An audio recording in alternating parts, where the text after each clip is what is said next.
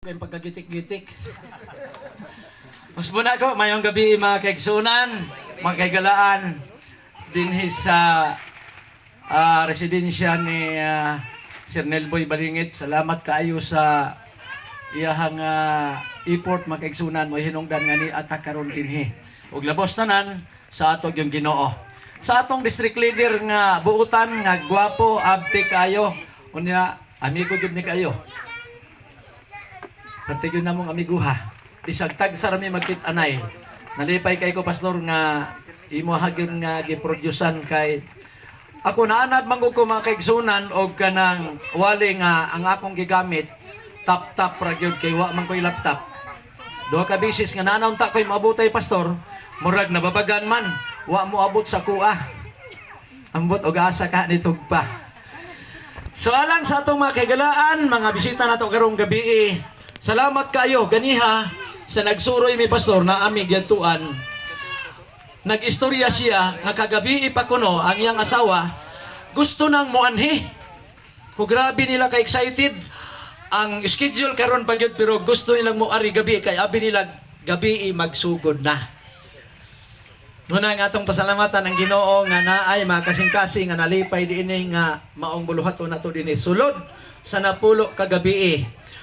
Manghinaot ko nga ni ata mag-support ug ang atong mga kaigsunan mga Lis-Amis nindot unta og niya sila matag gabi. Amen. Murag naglingkod ko, murag hapit na ko mohilak ba sa ilang awit. Pagkanindot yun ding awit. Mao ni nga ako nagtubo ko mga kagalaan nga murag ang nibuhi nako alawiton. Because life is like a music. Ang kinabuhi usa ka awit. Muna nga gipili ni na nagsuggest ako usa sa atong mga elder pod sa church sa Southern Masibulig nga naagay music naguna. Unya kay mao po ni ampay nako pastor. Kay murag diha ko gibuhi sa music panahon nga nagkinabuhi ko kaniadto. Lunod kayo ko tungod kay kami sa tinuod lang nagtubo mi nga muramig mga ilagang paut.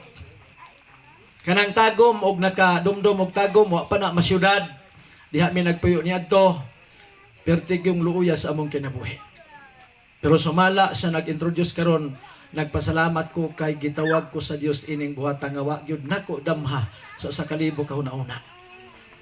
Akong balikan makadyot ang atong YouTube mga igsuon kung ganahan mong musilip Rex Apa Lanog sa Gugma sa Dios. Nadi atong mga alawiton, nadi ang atong mga mensahe.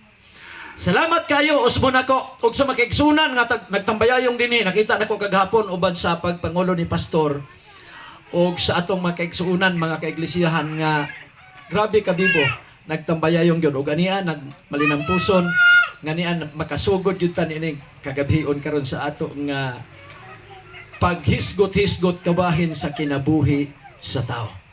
Ingon ang Job 36:24 matod pa ni Job, handuma nga imong padakuon ang buhat sa Dios uban ang mga lawiton. Si Sister White nagsulti Patriarchs and Prophets 592, iyon pa siya, music is an act of prayer.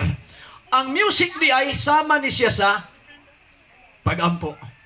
Munang kami sa panahon nga naluya mi, mabitaw nakahimo kog palandunga, nakahimo kog mingaw ang langit, nakahimo kog susiha, ang awit mo'y nagpabuhi sa akong kinabuhi makaigsunan kauban sa Ginoo. Munang i-invite ko og kami si Mrs. ni atong Domingo og usa ka reunion. Nakurat ko kay moawit mi og usa ka awit ni hunghong sa kuha ang MC. Mohangyo gyud ko kuya nga kung naman mo'y awiton, awita gyud ang timsong sa pamilya nga nag-reunion. Unsa may inyong timsong di ay siyang among timsong naa si Angkol mingaw ang langit. Una maigsoon nga among giawit ang mingaw ang langit. Mingaw ang langit kon ang pamilya dili unya makaadto. Monang alang sa mga hikaygalaan, mga seminarians ni ata kay maghisgot ta sa katapusan nitong pagtuon. Dunay invitasyon ang Dios didto sa langit kay dunay dakong concert dito nga himuon. Nag-hire ang Dios og mga mag-alawit.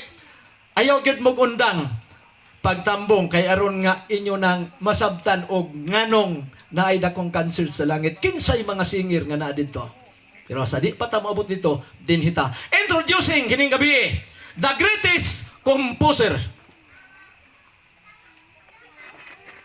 Nganong ako ning gipili mga igsoon tungod kay ang pagsugod sa usa ka awit, di ni siya mahimong awit mga kahigalaan magkaigsunan kung walay nagkumpos ini niya. Muna ko abi ninyo, magkumpos ko kanta, kalit lang awit sa gitara, unya mo kalit lang og abot. Unya ako nagtuo nga kini gasa gikan sa Ginoo. Muna karong gabi, dito maglangan atong hisgutan kining pinakabantugan nga komposer. Sa Suponyas 3:17 ato ning sugdan, si Jehova nga imong Dios anaa sa imong kinataliwad-an. Lauman nato nga karon dinata ni Asya sa atong kinataliwad-an.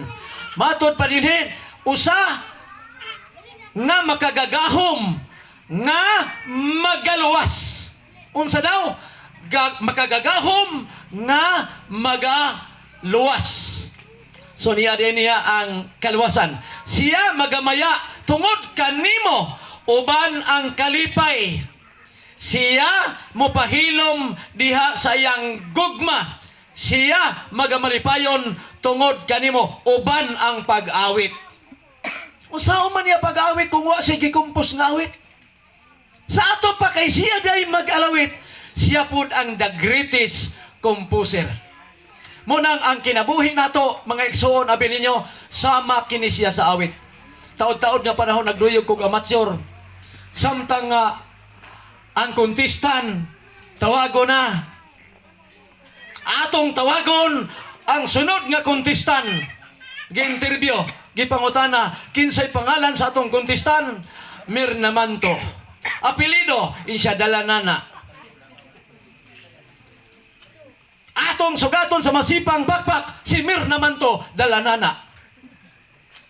Nagunahuna ang MC nga ang iyang apelido, Dalanana. Pero ingon day siya, nga katong Mirna Manto, dala na day ang apelido ato. Mirna Manto, Dalanana. Lain po nun, daladala og nana. Sa si Sirford, uy, Dalanana ba? Mirna o niya Manto. O sa may awiton! Isang awiton ako, sir ka na. Himayang nahunla. So gato na tos masipang malakpak. Ang awit ni Mirna Manto. Himayang nahunla. Kamao mo na? Kamao ba mo na? Ha? Ang makaraan diri, marag makarilit, ana ba? Nahugno na bungkag na. Unsa na kata? Ang akong himaya. Nalusno na bungkag tungod sa imong pagbiya. Walay ko kaluoy ako nga gitalikdan. Walay ko kaluoy ako nga gibiyaan. I-express na lang niya sa usa ka awit ang hitabo sing kinabuhi because life is just a music. Amen? Muna ang atong kinabuhi sama din is awit. Muna ang inig introduction na ko sa gitara sa una, basta ang kanta sikat. Nag-introduction pa lang sa gitara, ang mga tao nagsugod, nagpalakpak. Piti-piti ng gamot. Unya inig, birit na, makasulod gani, mo piti na pagsumkyup. Dala pagit suliyo.